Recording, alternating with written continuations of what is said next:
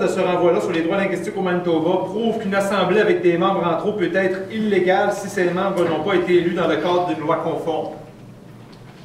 Pour mieux démontrer comment l'Assemblée nationale du Québec est illégale et corrompue, en 1985, une nouvelle carte électorale fut adoptée par le CRE, Commission de la représentation, constituée du directeur général des élections et de deux commissaires, M.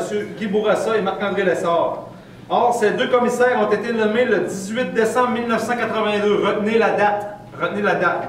Le 18 décembre 1982, alors que l'Assemblée législative du Québec était irrégulièrement constituée, ayant envoyé 122 députés, alors que l'Assemblée nationale du Québec comptait uniquement 110 sièges. Retenez toujours la date que je vous ai dit tout à l'heure. Au surplus, ces nominations ont été faites dans le cadre de la loi sur l'intégration de l'administration du système électoral. Loi du Québec 1982, chapitre 54, qui est entrée en vigueur par proclamation. Retenez aussi ce terme-là, c'est très important pour ce qui suit. La date est par proclamation du gouvernement le 1er janvier 1983. Les nominations étaient donc en contravention du second alinéa de l'article 55 de la loi de l'interprétation du Québec, chapitre I-16, qui précise, écoutez bien, toutefois, s'il s'agit d'une loi ou de quelques dispositions d'une loi entrant en vigueur par suite d'une proclamation ou d'un décret, virgule, ces nominations, les nominations des deux commissaires, ne peuvent se faire qu'à compter de la date de cette proclamation ou de ce décret.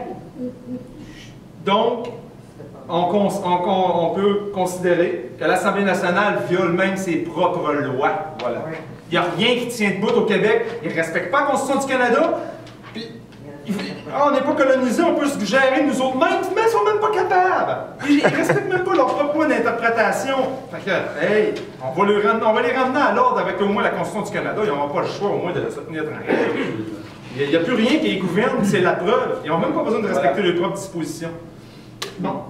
Les mêmes vices ont affecté la carte électorale de 1988 qui faisait passer les circonscriptions de 122 à 125. Et à partir desquelles s'est tenue l'élection de 1989, sans compter que le 1er juillet 1988, on abrogeait la loi concernant les districts électoraux, loi du Québec, chapitre 7, 1970. C'est quelque chose. Donc, l'article 80, la loi constitutionnelle de 1867, reprenait force. Cette loi-là, elle prétendait faire cesser l'effet de l'article 80 de la loi de l'Amérique du Nord britannique. Donc, les districts électoraux devraient alors être conformes à ce que prescrit l'article 80 encore aujourd'hui. Ils se sont abrogés eux-mêmes une loi qu'ils avaient votée à l'époque. Et donc, l'article 80 est revenu en force. M. Leblanc avait expliqué l'article 80 qui constituait les cartes électorales et les comptes électoraux. Ils ont abrogé l'article 93 de la Constitution canadienne en 1997, alors qu'on n'a jamais signé la Constitution en 1988. Il n'avait pas le droit de veto, le Québec, il ne pouvait pas rien faire. Ils ont abrogé quand même l'article 93. Carrément. Merci, Jacques. Voilà. Le 18 décembre 1982, le fait de faire participer le lieutenant-gouverneur au Parlement du Québec en lieu et place de la législature de la province de Québec, dûment édicté et stipulé à la Constitution du Canada, avait pour effet de modifier fondamentalement la charte du lieutenant-gouverneur de la dite province, ce qui ne pouvait se faire validement sans que les dispositions de l'article 41 de la loi constitutionnelle de 1982 ne soient respectées, à savoir sans qu'il y ait proclamation du gouverneur général sous le Grand Sceau du Canada, autorisée par des résolutions du Sénat, de la Chambre des communes et de l'Assemblée législative de chaque province. C'est à tomber sur le derrière. En 1985, là c'est sûr que c'est pas évident peut-être de comprendre sans les annexes et sans les lois, mais quand vous allez prendre connaissance de toutes les lois, vous allez les lire, vous allez comprendre. Vous allez, ah wow, oui, je comprends, c'est ça. En 1985, Brian Mulroney, membre du Barreau du Québec et alors Premier ministre du Canada, a au chapitre P1, loi sur le Parlement du Canada, articles 2 et 3, et au chapitre I-21, je pense que le procureur Jean-François Fortin, je ne sais pas s'il est au courant que la loi sur le Parlement du Canada est réitérée en plus dans la loi d'interprétation du Canada, chapitre I-21. À l'article 46, entre autres, on a dévolu les pouvoirs de la couronne au premier ministre. Et la question principale, tant qu'à moi, c'est pourquoi avoir réattribué au premier ministre des pouvoirs appartenant à la couronne, souvent définis comme honorifiques et ou fictifs depuis le rapatriement constitutionnel de 1982 par certaines autorités, si les dits pouvoirs sont réellement fictifs. C'est extraordinaire, Jean-François. N'importe quoi. N'importe quoi. Il y a des juges qui l'ont dit. Danny Galland s'est amusé à le dire aussi, que la reine, ça ne voulait plus rien dire. Dernièrement, nouvelle, j'ai entendu je pense que c'est même un avocat qui le disait, ou je ne suis plus certain, je ne peux pas être certain, mais il parlait tout de même à la télé, il influençait l'opinion publique. Oui. Il disait, Sa Majesté la Reine ne peut pas ordonner rien, ne peut que conseiller et influencer. Donc, c'est pas ce qu'on voit ici en 1985. En plus, exactement, puis c'est pas ce qu'on voit en 85. Voilà. Si les titres royaux sont seulement honorifiques, comme l'avancent plusieurs autorités, alors les serments des militaires, des élus, des autorités judiciaires et même des nouveaux arrivants au Québec, c'est peur un peu, ne signifient rien et n'ont aucune valeur juridique. Les citoyens se retrouvent donc avec des représentants de l'ordre gouvernant sans avoir réellement prêté serment d'allégeance. Sa Majesté est seule apte à accorder un statut de jure, une loi aux dispositions comme cité précédemment. Un avis 95 selon le Code de procédure civile a été déposé en cours par un avocat, Maître Michel Lebrun, dans le dossier 460-36-000-240-143 pour débattre de l'inconstitutionnalité de la loi sur l'Assemblée nationale et des juges de la Cour du Québec.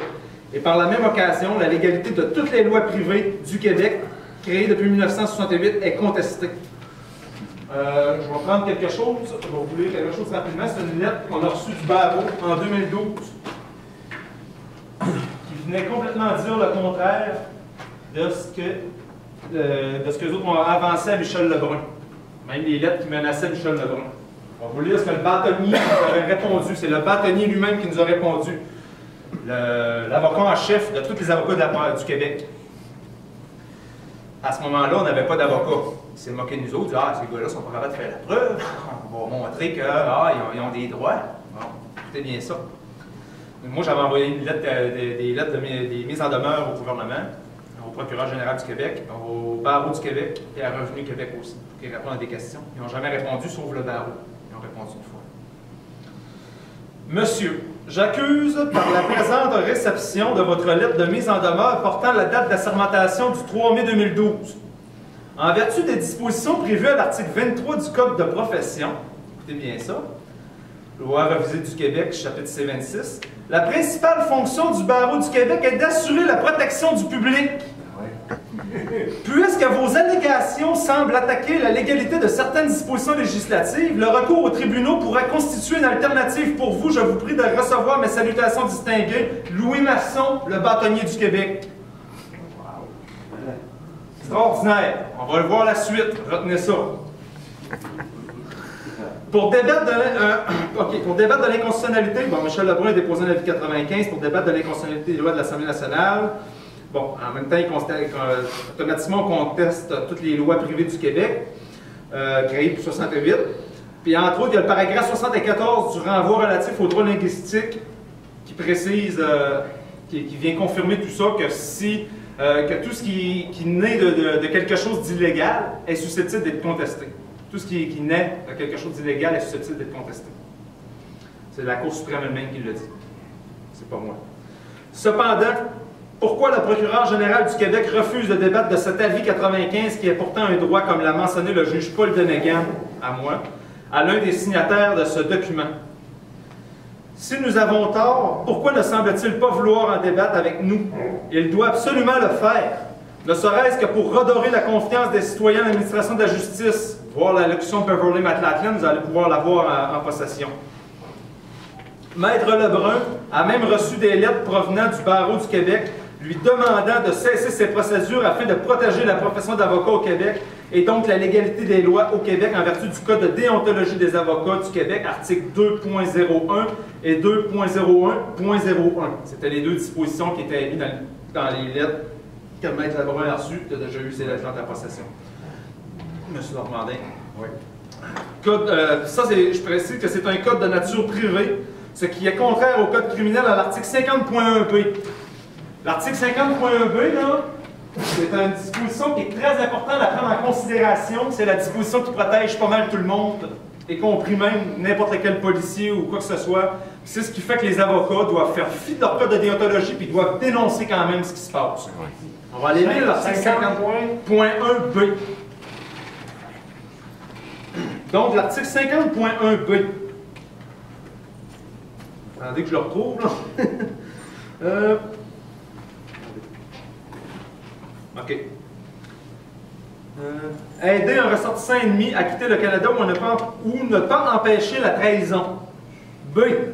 Sachant qu'une personne est sur le point de commettre une haute trahison ou une trahison, n'en informe pas toute la célérité raisonnable, un juge de paix ou autre agent de la paix, ou ne fait pas d'autres efforts raisonnables pour empêcher cette personne de commettre une haute trahison ou une trahison.